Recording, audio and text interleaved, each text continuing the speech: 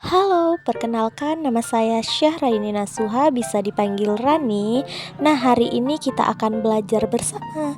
Simak video selanjutnya. Assalamualaikum warahmatullahi wabarakatuh, anak-anakku tercinta. Apa kabarnya hari ini? Semoga kita semua senantiasa dalam lindungan Allah Subhanahu wa Ta'ala. Pada kesempatan kali ini kita belajar materi IPAS kelas 5 bab 6 topik B, Indonesiaku Kaya Hayatinya. Pertanyaan esensial. Yang pertama, bagaimana pengaruh geografi Indonesia terhadap keanekaragaman hayatinya? Yang kedua, apa keanekaragaman hayati yang ada di tempat tinggalku? Yang ketiga, apa manfaat memiliki keanekaragaman hayati? Nah, mari kita simak video ini bersama-sama.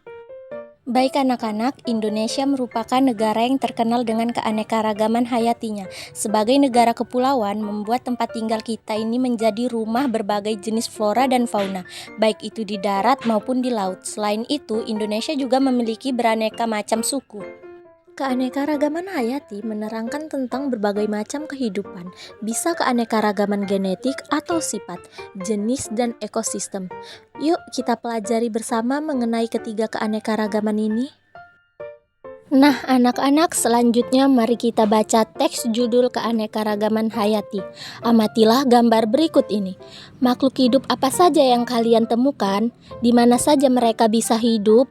Nah, ada ikan yang hidupnya di air, kemudian ada kucing yang hidupnya di daratan, dan sebagainya. Macam-macam makhluk hidup yang kalian temukan merupakan keanekaragaman jenis. Makhluk hidup ini juga bisa hidup di lingkungan yang bermacam-macam. Ini merupakan keanekaragaman ekosistem. Lalu, bagaimana dengan keanekaragaman genetik? Mari amati teman-teman yang ada di kelas kalian. Walaupun termasuk dalam satu jenis makhluk hidup yang disebut manusia, tetapi manusia berbeda-beda. Ada yang berkulit putih, sawo matang, kuning langsat, atau hitam. Rambutnya pun ada yang lurus, keriting, atau ikal. Walaupun dalam satu keluarga, perbedaan-perbedaan tersebut bisa kalian temukan. Inilah yang dinamakan keanekaragaman genetik. Perbedaan-perbedaan tersebut dapat terjadi karena dalam setiap makhluk hidup terdapat gen atau pembawa sifat. Gen inilah yang mempengaruhi sifat-sifat manusia, termasuk sifat fisik. Apakah kalian bisa melihat keanekaragaman genetik dalam gambar di atas? Nah, anak-anak, mari kita simak teks dengan judul Keanekaragaman Flora dan Fauna di Indonesia. Keanekaragaman flora dan fauna di Indonesia bisa dibagi menjadi 3 wilayah, yaitu wilayah Indonesia Barat, Tengah, dan Timur. Wilayah Tengah disebut juga dengan wilayah peralihan yang memiliki ciri khas tersendiri. Wilayah Timur memiliki kemiripan dengan flora dan fauna di Australia. Adapun wilayah Barat memiliki kemiripan dengan flora dan fauna di Asia. Nah, selanjutnya flora di Indonesia Barat. Wilayah ini memiliki curah hujan yang tinggi sehingga floranya beraneka ragam. Pada wilayah ini terdapat hutan hebat yang ditumbuh tanaman seperti meranti, keruning, rotan, dan jati yang bisa dijadikan kayu.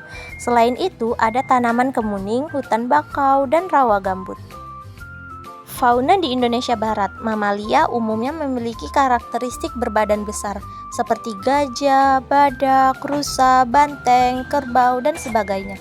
Terdapat juga berbagai primata seperti bekatan, owan Jawa, dan orangutan.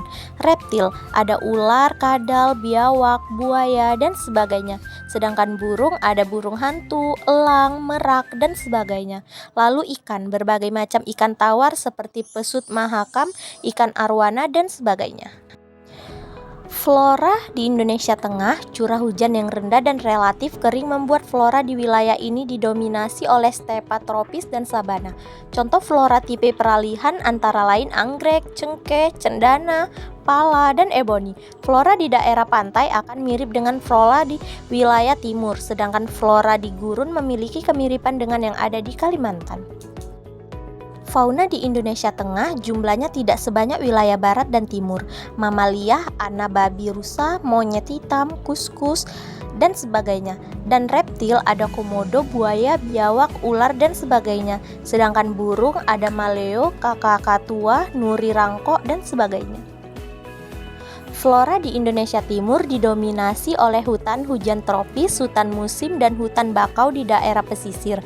Contohnya matoa, pohon sagu, fikus, jati, merbau, dan sebagainya.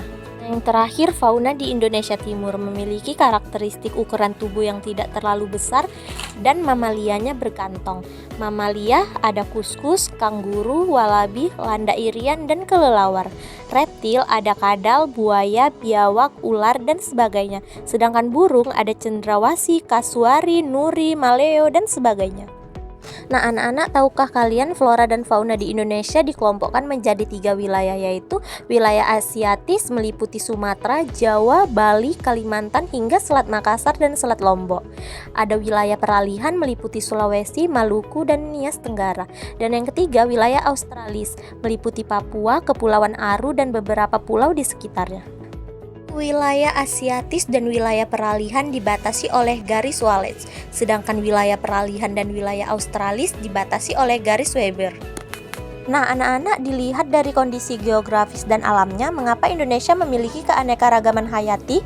Nah, Indonesia memiliki musim hujan dan kemarau, sehingga lingkungannya cocok untuk tumbuh beraneka macam tumbuhan, terutama di wilayah hutan hujan tropis. Selain itu, kenampakan alam yang bervariasi membuat Indonesia memiliki banyak habitat, seperti hutan, danau, sungai, pesisir, laut, padang rumput, dan sebagainya.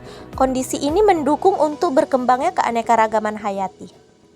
Berdasarkan penjelasan tadi, maka kita dapat merefleksikan bahwa hubungan kondisi geografis dengan keanekaragaman hayati di Indonesia adalah negara kepulauan dengan wilayah laut yang luas membuat keanekaragaman hayati di lautan Indonesia cukup banyak. Daratan yang subur didukung dengan iklim tropis membuat ragam bentang alam di Indonesia menjadi lingkungan yang cocok untuk beraneka jenis tumbuhan dan menjadi habitat bagi berbagai jenis hewan. Selanjutnya kita akan membahas tentang pemanfaatan sumber daya alam. Tentunya masyarakat cenderung bermanfaatkan bahan-bahan yang ada di sekitarnya untuk memenuhi kebutuhan sehari-hari mereka. Pertama, sebagai sumber bahan pangan, kita memiliki banyak bumbu seperti lada, jahe, bawang, lengkuas, kunyit, serai, aneka cabai, dan masih banyak lagi. Bumbu ini membuat olahan masakan Nusantara menjadi beragam dan lezat. Yang kedua, sebagai bahan obat-obatan. Banyak obat-obatan yang dibuat dari berbagai jenis hewan atau tumbuhan, diantaranya cacing untuk membuat obat tifus, kulit buah kina untuk obat anti malaria, kumis kucing untuk mengobati infeksi saluran kencing, dan kayu putih sebagai bahan dasar minyak kayu putih. Juga ada bahan kosmetik, tumbuh-tumbuhan juga bisa dijadikan bahan-bahan kosmetik dan perawatan. Yang keempat adalah memenuhi kebutuhan sehari-hari. Tahukah kalian bahwa selain dari kapas, pakaian juga bisa dibuat dari serat nanas, serat pisang, dan eceng gondok. Indonesia memiliki banyak bahan alam yang bisa diolah menjadi bahan untuk membuat pakaian. Selain itu, perkakasan dan bahan bangunan juga bisa diolah dari kayu, rotan, atau bambu.